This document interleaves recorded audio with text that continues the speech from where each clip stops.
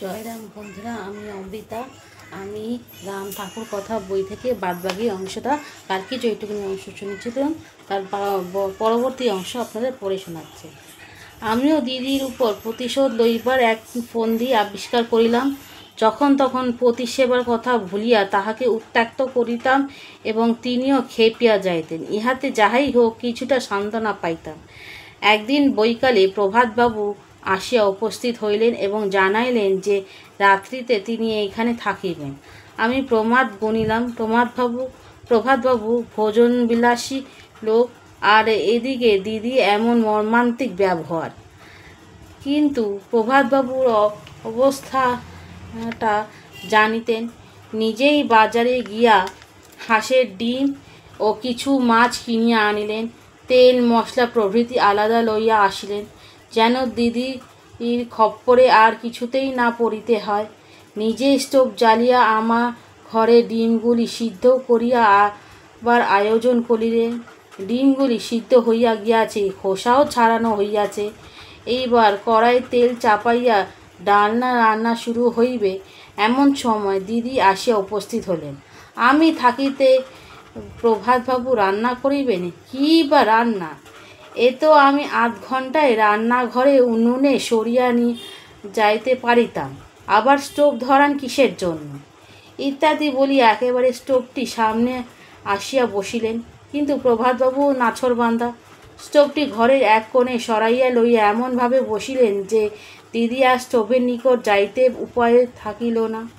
আমি জিনিসগুলো আগাইয়া দিলাম এবং প্রভাতবাবু কড়াই তেল ঢালিয়া দিলেন। দিদি কীরূপ প্রতিক্রিয়া হয় বোধ হয় তাহা দেখিবার জন্যই প্রভাতবাবু ইচ্ছা করিয়া খানিকটা বেশি পরিমাণে তেল ঢালিয়া দিয়াছেন। দিদি একেবারে হাঁ হাঁ করিয়া উঠিলেন এবং প্রভাতবাবুকে লক্ষ্য করিয়া বলিলেন, মুদির দোকানে ফেল পড়িয়া যাইবে।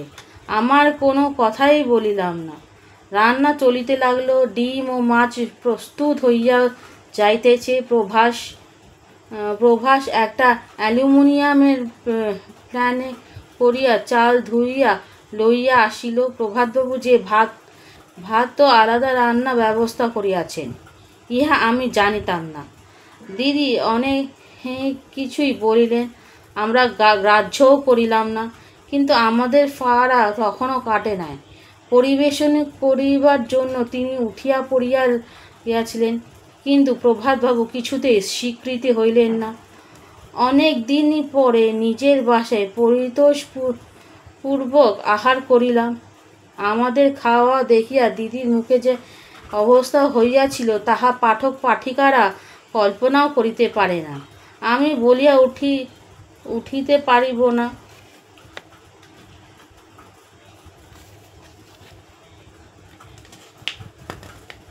আমাদের আহারের পর দিদি প্রভাতবাবুকে বলিলেন, খাওয়া তো হইল, এবার একটু ঠাকুরের কথা বলো শুনি। প্রভাতবাবু সমস্তই জানিতেন, সুতরাং তিনি তৎক্ষণাৎ ঠাকুরের তো ওই একই কথা, পতিসেবা, পতিব্রতা, ধর্ম।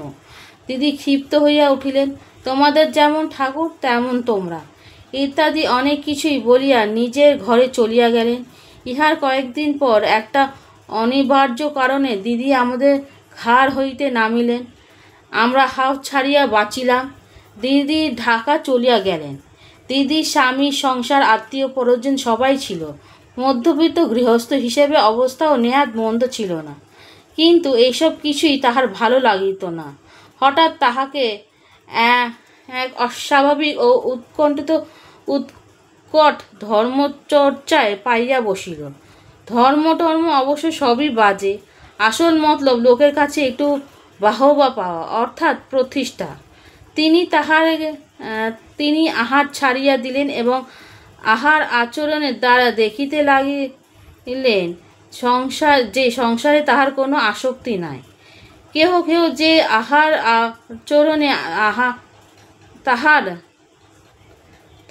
আচরণে তাহার একজন প্রকৃত ধর্মপরায়ণকে বলিয়া ভুল না করিলেন এমনও নহে। সুতরাং তাহার একটু খ্যাতি হইল, কিন্তু ইহা সমস্তটাই কৃত্রিম। শীঘ্রই তিনি চুরি করিয়া খাইতে আরম্ভ করিলেন। চুরি করিয়া খাওয়া সকল সময়ে জুটল না। ফল দাঁড়ালো এই যে নব্যমনস্তাত্ত্বিকেরা কাহাকেও অবদমন রিপ্রেশন বলে, তাহাই হইল। নিজে খাইতে পান না বলিয়া অপরকে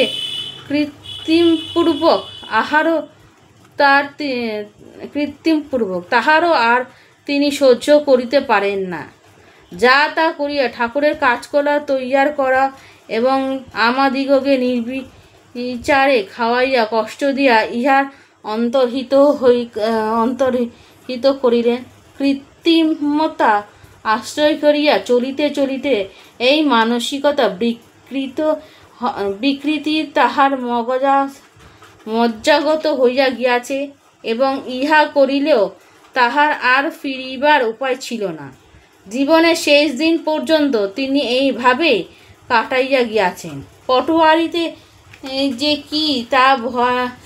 কি ভয়াবহ বিকৃতি এবং একেবারে আরম্ভ হইলে ইহা যে মর্মান্তিক দুরবস্থার মধ্যে লইয়া যাইতে পারে, এই দিদি তাহার প্রকৃত উদাহরণ। আলোচনাটা দীর্ঘ হইয়া পড়িতেছে এবং পাঠক পাঠিকারা হয়তো বিরক্ত হইয়া উঠিতেছেন, কিন্তু বিষয়টা এত গুরুতর যে আর 2-4টি কথা না বলিয়া পারিতেছি না। ইষ্টপথে সর্বপ্রধান বাধক এই পটোয়ারি। সুতরাং ইহাকে যথাসম্ভব বিশ্লেষণ করিয়া বুঝিয়া লইয়া অবশ্যই কর্তব্য বলিয়া মনে করি। পূর্বে 2 প্রকার পটোয়ারির উল্লেখ করিয়াছি। তৃতীয়ত আমার মনে হয় যে অনুকরণ প্রবৃত্তি হইতেও ধীরে ধীরে পটোয়ারিতে গড়িয়া উঠিতে পারে। বিষয়টা জটিল এবং ইহা লইয়া অনায়াসে একটা বিতর্ক সৃষ্টি হইতে পারে। সুতরাং আমাদিগকে সাবধানে অগ্রসর হইতে হইবে। ধর্মজীবনে প্রথম অবস্থান এই অনুকরণ প্রবৃত্তি একটু বিশেষভাবে সজাগ হইয়া ওঠে। নিজের বিশেষ কোনো অভিজ্ঞতা না থাকায় যাহারা এই পথে বহুদিন ধরিয়া আছেন, তাহাদের সহিত আলাপ আলোচনা করিয়া এবং কিছুটা আমাদের অনুকরণ করিবার ইচ্ছা স্বভাবতই আসে। নিজের অভিজ্ঞতা হইতে বলিতে পারি যে যখন কেহ প্রথম ঠাকুরের সংস্পর্শে আসিয়াছেন, অনেক ক্ষেত্রেই দেখিয়াছি যে পুরাতন আশ্রিত বর্গের মধ্যে তাহারা অতি পছন্দ হইয়াছে। তাহাদের অনুকরণের একটা শ্রেষ্ঠ সঙ্গে আসিয়াছে। ইহা যে একটা গুরুতর অপরাধ এমন কথা আমি বলিতেছি না। পক্ষান্তরে ক্ষেত্র বিশেষে ইহার প্রয়োজনীয়তা অস্বীকার করা যায় না। 5 জন দেখিয়াই শিখিতে হয় এবং নিজের পথ পরিষ্কার করিয়া লইতে হয়, কিন্তু ইহাতে বিপদের সম্ভাবনা বড় অল্প নহে। এ কথা ভুলিলে চলিবে না যে প্রাক্তনানুসারে মানুষের দেহ, মন ও প্রকৃতির গঠন বিভিন্ন প্রকারের হইয়া থাকে এবং এই জন্যই যাহা একের পক্ষে সম্ভব ও মঙ্গলপ্রদ, অপর পক্ষে ঠিক তাহাই হয়তো অমঙ্গলের কারণ হইতে পারে। এই জন্য ঠাকুর বলিয়াছেন, পরের বুদ্ধিতে অধিক চলিলে মলিন হয়, আপন বুদ্ধি সমাদরের যোগ্য। আরও বলিয়াছেন, পরের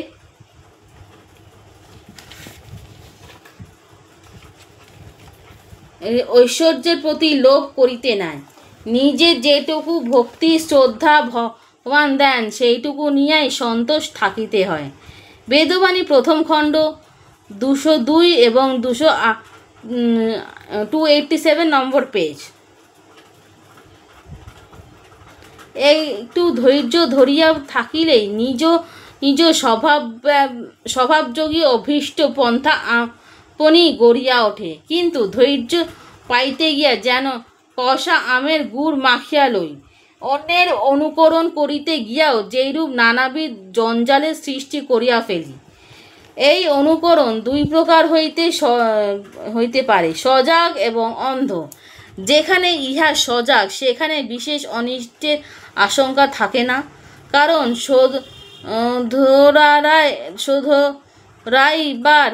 শুধরাইবার পথ উন্মুক্ত থাকে, কিন্তু অন্ধ করণের পটোয়ারিতে রূপান্তরিত হইয়া বিশেষ বিলম্ব হয় না।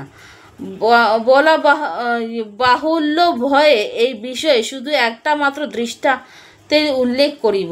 আমার বিশিষ্ট বন্ধু হরিদাসবাবুর পিতা রুক্মিণীকান্ত আচার্য মহাশয় এর মতো একজন একনিষ্ঠ ভক্ত ও আদর্শ গৃহী জীবনে অতি অল্পই দেখিয়াছি। তিনি যে কিরূপ আত্মস্থ ছিলেন, ছোট একটি ঘটনা বিবৃত করিলেন, পাঠক পাঠিকারা তাহা বুঝিতে পারিবেন। গ্রীষ্মাবকাশের ছুটিতে ঢাকা যাইতেছিলাম। নারায়ণগঞ্জ স্টেশনে হরিদাসবাবুর প্রতিবেশী আমার উপর একটি বন্ধুর সঙ্গে সাক্ষাৎ করিয়া গেল। তাহার নিকট শুনিলাম যে হরিদাসবাবু বড় ছেলে পূর্বের দিন জ্বরে ডুবিয়া মারা গিয়াছেন। কথাটা শুনিয়া মনে অত্যন্ত বিষণ্ণ হইয়া গেল। ছেলেটি শিশুকাল হইতেই দেখিয়াছি এবং তাহার প্রতি স্বভাবতই একটা স্নেহাকর্ষণ ছিল। কিন্তু সত্যি কথা বলতে কি, বিশেষ চিন্তিত হইয়াছিলাম এই ভাবিয়া যে এই শোকসন্তপ্ত পরিবারের মধ্যে যাইবই বা কি করিয়া, আর বলিবই বা কি। সেই দিন বৈকালে আর গেলাম না। রেলের স্টিমারে ক্লান্ত হইয়া আসিয়াছি, আজ নাই বা গেলাম, এইভাবে মনকে বুঝাইলাম। পরের দিন প্রাতঃকালে চা খাইতে প্রায় 8টা বাজিয়া গেল। ভয়ানক রৌদ্র উঠিয়াছে, ভীষণ গরম, সুতরাং যাওয়া হইল না। আমি সহজে বুঝিতে পারিলাম যে মনটা না যাইবারই অজুহাত খুঁজিয়া বেড়াইতেছে। বৈকালে কিন্তু আর না যাইয়া পারিলাম না। সন্ধ্যার একটু পর হরিদাসবাবুর বাড়িতে আসিয়া পৌঁছালাম। সেখানে যাইয়া কিন্তু আমার সকল সংকোচ ও দুর্ভাবনা অবসান হইয়া গেল। দেখিলাম আচার্য মহাশয় তাহার ঘরে তক্তাপোশের উপর বসিয়া রহিয়াছেন। সমস্ত পরিবারটি সেখানে। আচার্য মহাশয় ঠাকুরের প্রসঙ্গ করিতেছেন এবং সকলে তন্ময় হইয়া তাহা শুনিতেছে। একটি গভীর শোক সন্তপ্ত পরিবার এমন একটি সুস্থ শান্ত চরিত্র জীবনে তাহা কখনো দেখি নাই। শুধু আচার্য মহাশয় প্রভাবে ইহা সম্ভব হইয়াছে। তিনি আমাকে একাধিকবার বলিয়াছেন যে বস্তুর সন্ধানে দুইবার ভারতে প্রায় সমস্ত তীর্থই পরিভ্রমণ করিয়া বেড়াইয়াছেন। আমাদের ভাগ্য বৃদ্ধির বয়সে তাহা তিনি ঘরেই বসিয়া পাইতেছেন। আমার ঠাকুরের যে তিনি কি চক্ষে দেখিতেন, সামান্য একটা কথাতেই তাহা বুঝা যাইবে। বৈকালে ভাগবতের অন্তত কিছুটা অধ্যায় করা আচার্য মহাশয়ের নিত্যকর্মের মধ্যে ছিল। তিনি নিয়ম মতো বৈকালে ভাগবত খুলিয়া বসিয়াছেন। এমন সময় ঠাকুর আসিয়া উপস্থিত হইলেন। ঠাকুরকে দেখিয়া আচার্য মহাশয় উঠিতে যাইতেছেন। এমন সময় ঠাকুর বলিলেন, আপনি ভাগবত পড়েন। আচার্য মহাশয় একবার সম্মুখে বিলম্বিত ভাগবতখানার দিকে এবং একবার ঠাকুরের দিকে অঙ্গুলি নির্দেশ করিয়া বলিলেন, কোন ভাগবত, এই ভাগবত না ওই ভাগবত? ঠাকুরকে দেখিলাম প্রথমটা আচার্যের মহাশয়ের কেমন যেন বিহ্বল হইয়া পড়িতেন। একদিন বৈকালে আমি ধীরেনবাবু ও আর একজন ভদ্রলোক ঠাকুরের সঙ্গে লইয়া তাহার বাড়িতে আসিয়া পৌঁছাইলেন। তখন গ্রীষ্মকাল উপলক্ষে আমি ঢাকাতে ছিলাম। বাড়ির ভিতরে প্রবেশ করিয়া দেখিলাম যে বৃদ্ধ আচার্য মহাশয় তাহার ঠাকুর ঘরে বারান্দায় একখানা মাদুর পাতিয়া বসিয়া রহিয়াছেন। তিনি ঠাকুরকে দেখাইলেন, তাড়াতাড়ি উঠিয়া দাঁড়াইতে চেষ্টা করিলেন, কিন্তু পারিলেন না। আবার বসিয়া পড়িতে বাধ্য হইলেন। চিৎকার করিয়া হরিদাসবাবুকে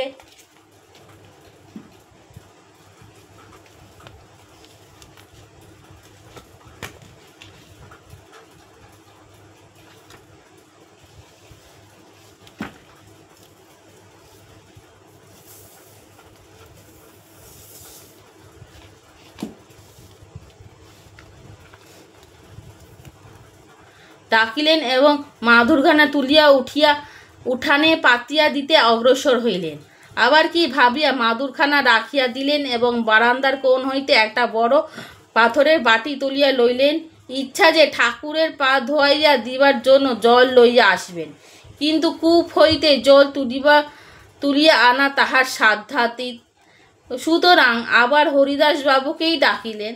শেষ পর্যন্ত কিছু করিতে না পারিয়া অবশ হইয়া বসিয়া পড়িলেন এবং ঠাকুরের দিকে তাকিয়া ঝরঝর করিয়া কাঁদিয়াতে লাগিলেন। আচার্য মহাশয় আচরণের মাধুর্য কিছুই প্রকাশ করিতে পারিলাম না। শুধু ইহাই বলিতে পারি যে এই মর্মস্পর্শী আত্মবিহ্বলতা অতি অল্পই দেখিয়াছি।